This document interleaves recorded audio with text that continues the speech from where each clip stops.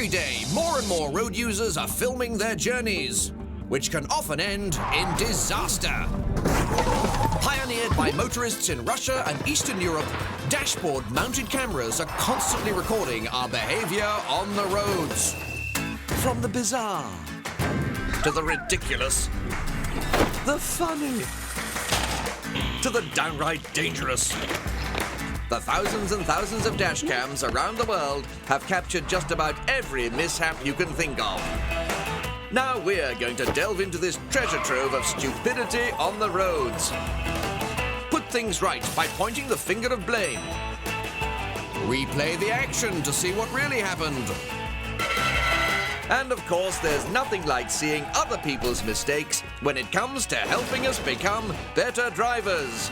And please remember, on all the clips, yes, that's all the clips we show, no one, and that means no one, is seriously hurt. So drive safely. Not everyone is this lucky. We're back, you lucky people. And coming up on this bumper episode of Car Crash TV, more motoring madness from all around the world that, had it happened in Britain, would have resulted in the following serious infringements of our beloved Highway Code. Article 117. In normal circumstances, the safest way to brake is to do so early and lightly. Brake more firmly as you begin to stop. Article 133. If you need to change lane, first use your mirrors and, if necessary, take a quick sideways glance to make sure you will not force another road user to change course or speed. The one about knowing exactly how high your car is.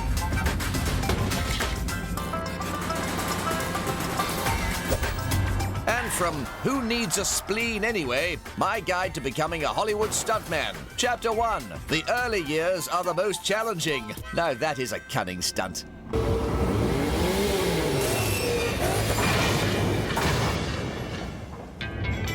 Do you find yourself living in a posh suburb with 2 children or more? Well, if you do, I have no sympathy for you, fool. Buy some prophylactics. Get the snip, invest in a pair of bricks, or just tie a knot in it for pity's sake. What were you thinking? Not only are you outnumbered, but you've limited yourself to a very specific kind of motor vehicle. There'll be no sleek coupe or delicious convertible for you, my friend. Oh no, you're going to have to join the ranks of the 4x4 fails. 4x4 drivers get 4 miles to the gallon, so when they see someone in an electric car, they do this. You need to calm down, mate. Might I suggest a Swedish massage instead? I can pass your details on to Helga. She's very thorough. Yes, they're the elephants of the road. Big, heavy, thirsty beasts. So it's advisable not to block their route to the local watering hole. What a Dumbo. Hey, thank you. If you do invest in a 4x4, before heading out onto the open road, please take time to familiarize yourself with the dimensions of your new vehicle. You have more girth now, so those areas you used to slot into easily may suddenly be a bit less forgiving. Oh, and you might find your bonnet is slightly longer too, but I'm sure you'll have noticed that. Wait, did he just... Oh, that's tangy. Somebody light a match. Now you drive a 4x4, your street racing days are a thing of the past, and even Grandma's hatchback will have the beating of you. Dirty tactics like these might put you in the lead, but there's a 30-second penalty coming your way. It must be frustrating to never take your 4x4 actually off-road.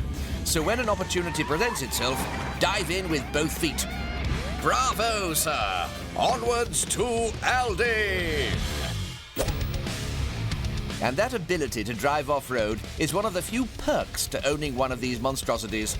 But if you don't have any actual driving ability, well, this tends to happen.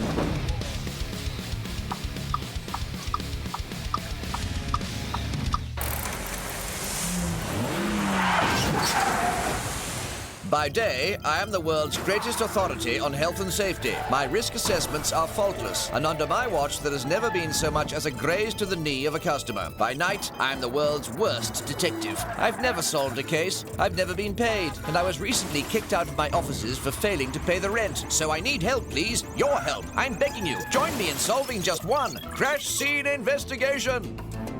First things first. That is a glorious blue sky. What a charming day it is in this cozy little slice of suburbia.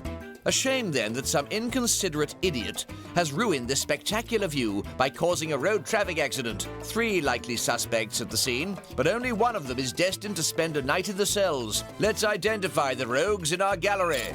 Vehicle A, the van that looks like it might be making a quick getaway. Vehicle B, the car next to the van trying to look inconspicuous. And Vehicle C, the car facing the wrong way, who's certainly the victim, but could be the perpetrator too. Let's run the crash scene investigation fun. There's Vehicle C in the outside lane, overtaking in the correct manner. And there's Vehicle A, also showing good lane etiquette. And here comes Vehicle B, showing appalling lane etiquette and undertaking at pace. I wonder how that will work out for him. Bingo! We have a winner. Vehicle B, the Undertaker. What a surprise! You, Sunshine, are nicked.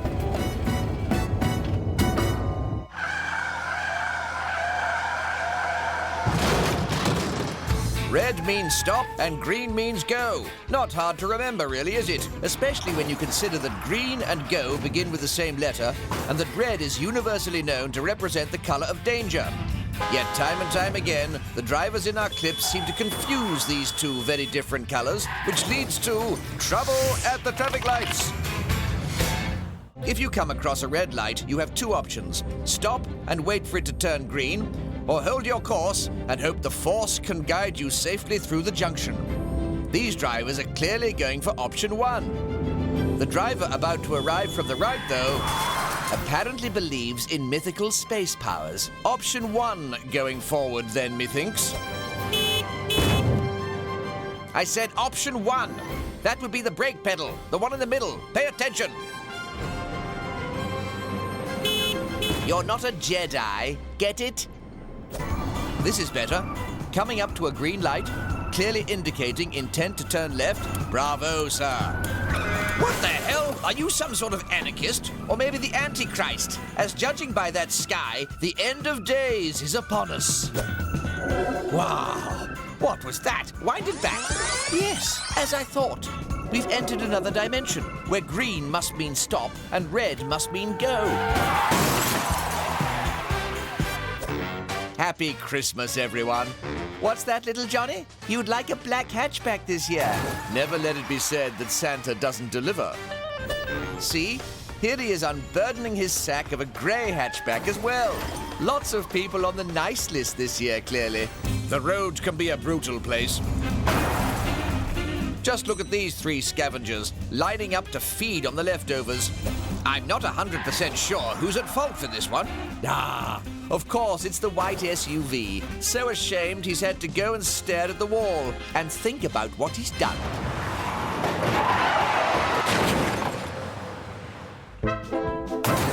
Coming up in the next thrilling installment of Car Crash TV, we check in with God's country for the latest edition of the Yorkshire Parking Bulletin. Enjoy a bit of nighttime nonsense. And play the award-winning game show feature that everyone's talking about. Hit or miss. But first, a typical summer's day in good old Blighty. And that truck up ahead is about to reveal something surprising. But can you guess what happens next? It's illuminating.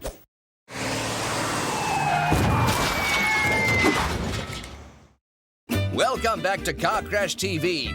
So what did happen next? Well, visibility is poor, but thankfully the idiot driving on the wrong side of the motorway is using his lights. Thoughtful chap. Well, that was completely unexpected. The perfect what happens next clip, you might say. And the kind of thing you'd only ever really see once in a lifetime.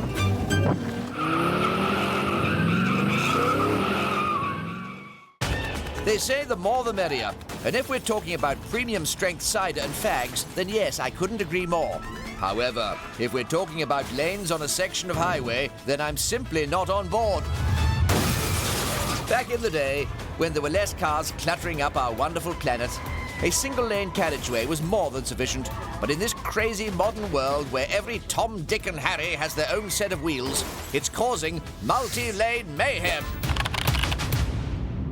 Exhibit A. 3 lanes, light traffic. However, there's always some moron with a pathological need to occupy the middle lane. Why did you try to move into the middle lane? You're overtaking nothing! Nothing! Sorry, I had my reasons. Look, he's done it again! At least this guy in the middle lane is overtaking something. And also allowing room for other drivers to join the highway from the slip road. Bravo, sir. And some people like the middle lane so much, they set up camp there. Everybody, kumbaya! If negotiating a multi-lane carriageway wasn't hard enough, the local council in this lawless state haven't even been bothered to clearly mark the lanes. That could easily be avoided, and I only charge a modest hourly consultation fee. The happy finish is optional. Of course, if you do find yourself coming a cropper on a stretch of multi-lane tarmac, the correct thing to do is quickly decide if the blame for the accident lies with you. And if it does, just gently and carefully flee the scene. I was being sarcastic. You should probably come back and exchange details. I suppose one plus point to the multi-lane carriageway is the alleviation of traffic. However, with miles of clear asphalt to play with, some drivers can get rather carried away. Either this guy's Vin Diesel, or he's been sniffing diesel. From the way he's staggering around, I'd say it's the latter. 5 whole lanes. Well, I applaud the engineering achievement, but affording cars this much freedom will encourage speeders. Fortunately, some bright spark has employed a sneaky deterrent in the fast lane, also known as a concrete column holding up a bridge. It hurts, but it works. What the hell? Who paints a van that color green? It's terribly off-putting. Look away. Look away now. Phew, thanks. Of course, the problem with having so much asphalt snaking the globe is when it snows, there's nowhere near enough grid to go around, so councils have to use it sparingly. Still, who doesn't love a snow day? Especially when you can powder your nose with it. Don't eat the yellow stuff, though.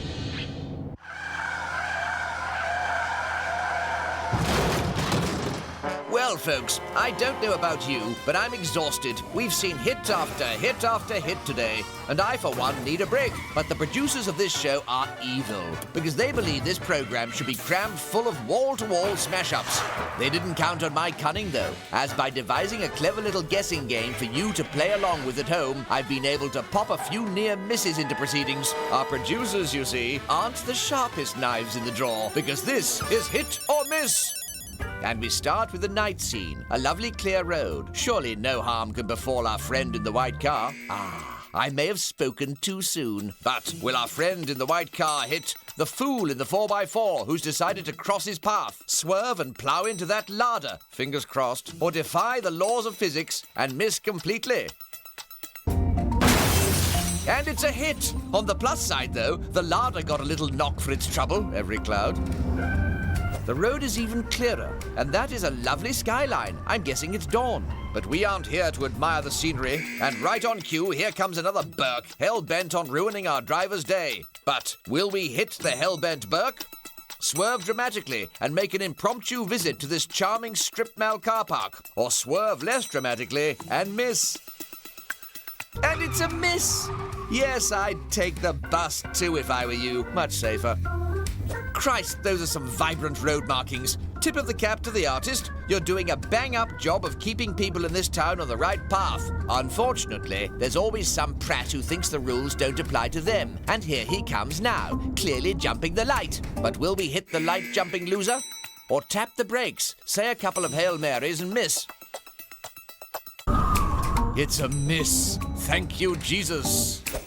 Another well-thought-out junction coming up. The only thing that could spoil this harmonious intersection will be some sort of speeding simpleton. Oh, look, here he comes now. But will he hit the white MPV who thought it was safe to turn, go so fast he ploughs into the traffic lights, or by some monumental stroke of luck, miss completely? And it's a hit. And another. How satisfying, double bubble. Well, that's enough of this nonsense for now. But join me again soon for more Hit or Miss.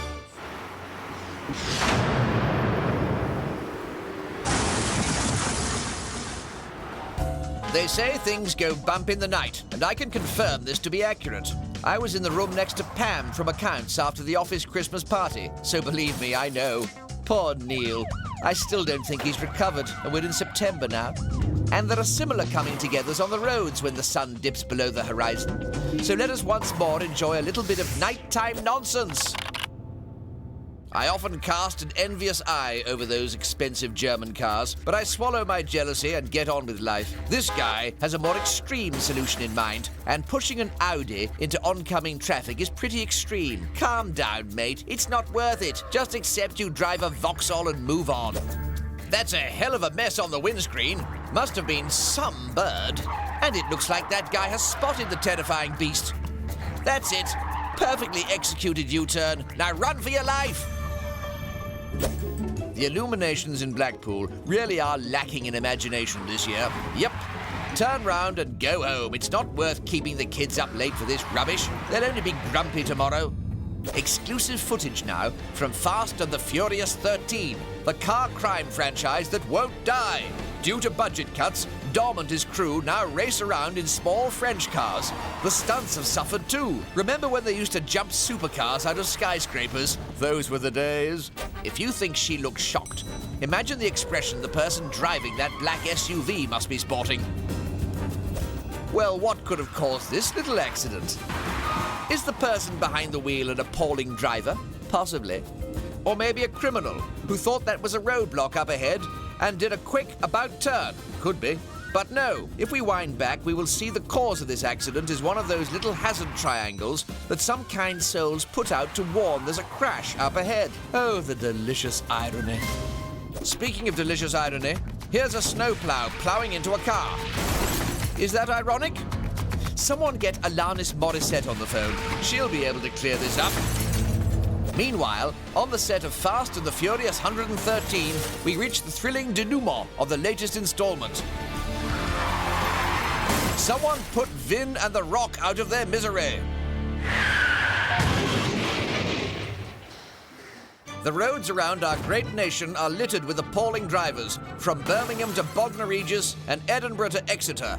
Every journey you take is fraught with peril, and you'll be lucky to come through it unscathed. However, there is one corner of this beautiful isle where the driving is so faultless that it almost brings a tear to the eye. So every now and then we like to shine a light on this fine county and pour onto it the adoration it deserves. This is the Yorkshire Parking Bulletin. Hi up, lads and lasses. Jeff Bird here with your hot-off-press parking bulletin. And we start on streets of Giggleswick. Pretty as a picture, isn't it? Our friend here is searching for a suitable space to position his vehicle. And as is tradition round these parts, if you're making some room, let your brethren know. Textbook stuff. And look at this. One of the locals has come out to admire the handiwork of everyone involved. She's got a canny eye, this one. Ruddy hell, the Giggleswick Giants come for the butchers too. What a treat. We're in Leeds now, and this is one of the city's finest municipal parking lots. After a successful day's parking, this fine Yorkshireman is about to head home for the day. But Barry, the attendant, can't resist having a bit of fun with his best customer. Who does he think he is? Yorkshire's answer to Indiana Jones. Don't forget your flat cap, Indy.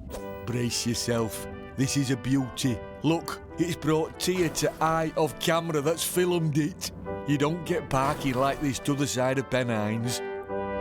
The Yorkshireman is a dab hand at a number of other manoeuvres you find in your highway code. Just marvel at the way this fella executes a faultless three-point turn on the A6120 just outside Farsley. You take a moment to think about the majesty of what you've just done.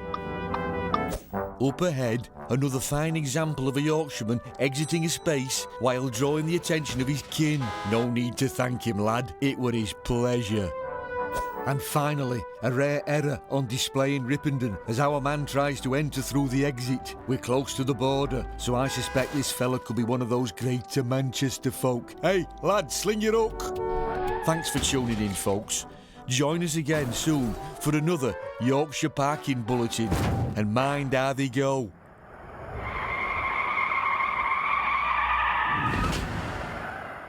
Ah, snow. It's great for sledging, building snowmen, making snow angels, and writing your name in it using your own. Anyway, as fun as snow is for larking about in, it's much less fun for driving about in. In fact, it's downright dangerous. No larks to be had here, I'm afraid. It's Snow Joke.